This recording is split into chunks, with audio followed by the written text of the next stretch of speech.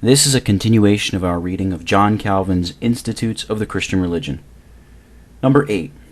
To this purpose the psalmist, in Psalm 107, mentioning how God, in a wondrous manner, often brings sudden and unexpected succor to the miserable when almost on the brink of despair, whether in protecting them when they stray in deserts, and at length leading them back into the right path, or supplying them with food when famishing for want, or delivering them when captive from iron fetters and foul dungeons, or conducting them safe into harbor after shipwreck, or bringing them back from the gates of death by curing their diseases, or, after burning up the fields with heat and drought, fertilizing them with the river of his grace, or exalting the meanest of the men, and casting down the mighty from their lofty seats.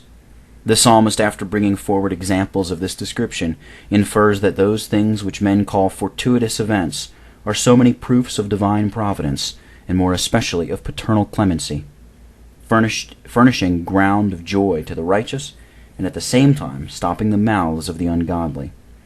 But as the greater part of mankind, enslaved by error, walk blindfold in this glorious theater, he exclaims that it is a rare and singular wisdom to meditate carefully on these works of God, which many, who seem most sharp-sighted in other respects, behold without profit. It is indeed true that the brightest manifestation of divine glory finds not one genuine spectator among 100. Still, neither his power nor his wisdom is shrouded in darkness. His power is strikingly displayed when the rage of the wicked, to all appearance irresistible, is crushed in a single moment, their arrogance subdued, their strongest bulwarks overthrown, their armor dashed to pieces, their strength broken, their schemes defeated without an effort, and audacity which set itself above the heavens is precipitated to the lowest depths of the earth. On the other hand, the poor are raised up out of the dust, and the needy lifted up out of the dunghill, Psalm 113, verse 7. The oppressed and afflicted are rescued in extremity, the despairing animated with hope, the unarmed defeat the armed, the few the many, the weak the strong. The excellence of the divine wisdom is manifested in distributing everything in due season, confounding the wisdom of the world, and taking the wise in their own craftiness, 1 Corinthians 3, verse 19. In short, conducting all things in perfect accordance with reason. Number 9. We see there is no need of a long and laborious train of argument in order to obtain proofs which illustrate and assert the divine majesty. The few which we have merely touched show them to be so immediately within our reach in every quarter that we can trace them with the eye or point to them with the finger. And here we must observe again that the knowledge of God which we are invited to cultivate is not that which, resting satisfied with empty speculation, only flutters in the brain, but a knowledge which will prove substantial and fruitful wherever it is duly perceived and rooted in the heart. The Lord is manifested by his perfections.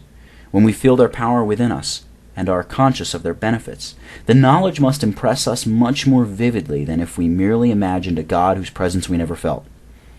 Hence it is obvious that in seeking God, the most direct path and the fittest method is not to attempt with presumptuous curiosity to pry into his essence, which is rather to be adored than minutely discussed, but to contemplate him in his works, by which he draws near, becomes familiar, and in a manner communicates himself to us. To this the apostle referred when he said that we need not go far in search of him in Acts 17, verse 27, because by the continual working of his power he dwells in every one of us. According to David in Psalm 145, after acknowledging that his greatness is unsearchable, proceeds to enumerate his works, declaring that his greatness will thereby be unfolded.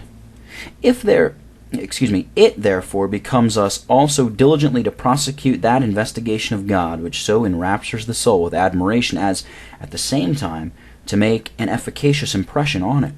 And as Augustine expresses it in Psalm 144, since we are unable to comprehend him and are, as it were, overpowered by his greatness, our proper course is to contemplate his works and so refresh ourselves with his goodness.